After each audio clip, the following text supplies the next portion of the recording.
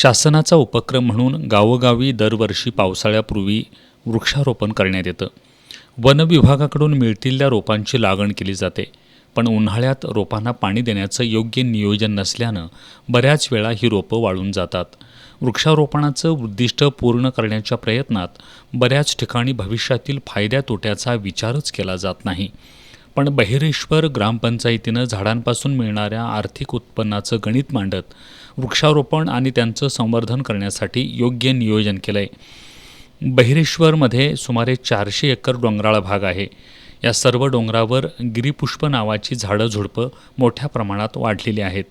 या झाडांपासून ग्रामपंचायतीला फारसं आर्थिक उत्पन्न मिळत नाही.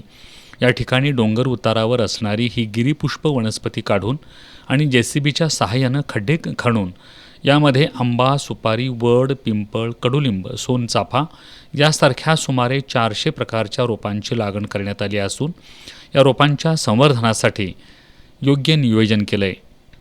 त्या ठिकाणच्या प्रत्येक झाडाची नोंद ग्रामपंचायतीच्या रजिस्टरमध्ये करण्यात आली आहे. संपूर्ण गायरान क्षेत्रामध्ये हा उपक्रम राबवण्याचा ग्रामपंचायतीचा मानस आहे. महारूळ, कोगे धरण आणि कसबा बीडकडून गावात प्रवेश करणाऱ्या 3ही रस्त्यांच्या दुतर्फा फुलांच्या झाडांची लागवड करण्यात आली आहे. या झाडांना उन्हाळ्याच्या दिवसात टँकरच्या सहाय्यानं पाणीपुरवठा केला जातो. एक प्रकारे गावात प्रवेश करणाऱ्या लोकांचं या माध्यमातून स्वागत व्हावं हा यामागचा उद्देश आहे. या रोपांना उन्हाळ्यात पाणी मिळण्यासाठी ग्रामपंचायतीनं 20,000 लिटर क्षमतेचा पाण्याचा हौद बांधला आहे. यामध्ये सौर ऊर्जेवर चालणाऱ्या विद्युत पंपाच्या सहाय्यानं पाणी टाकलं जातं. या टाकीतील पाणी ठिबक पद्धतीनं झाडांना दिलं जातं. वृक्षारोपण करतानाच उन्हाळ्याच्या दिवसात रोपांना पाणी देण्याचं योग्य नियोजन करण्यात आलं आहे. वन विभागाकडून मिळणाऱ्या झाडांच्या किमती खूप कमी असतात, पण फळझाडं, फुलझाडं आणि औषधी वनस्पतींच्या रोपांच्या किमती अधिक असतात. त्यामुळं या 400 एकर जागेत वृक्षारोपण करण्याचं झाल्यास मोठ्या प्रमाणात आर्थिक भांडवलाची गरज आहे. गावातील लोकांकडून जमा होणाऱ्या वर्गणीच्या आवाक्याबाहेरचा हा खर्च आहे. त्यामुळं पर्यावरणप्रेमी आणि वृक्ष संवर्धन सेवाभावी संस्थांनी झाडांची रोपं देऊन सहकार्य केल्यास हा उपक्रम अधिक प्रभावीपणे राबवता येईल, असं सरपंच वंदना दिंडे यांनी सांगितलं.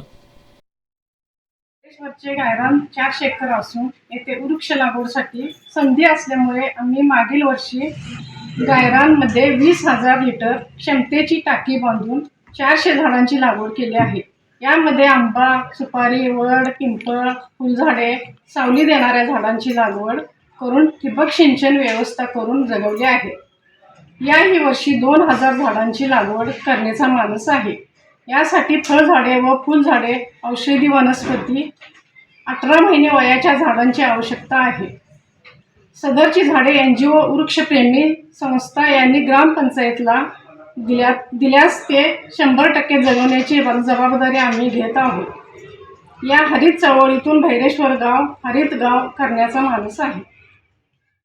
या जमिनीत गिरीपुष्प नावाच्या झाडांची संख्या मोठ्या प्रमाणात आहे.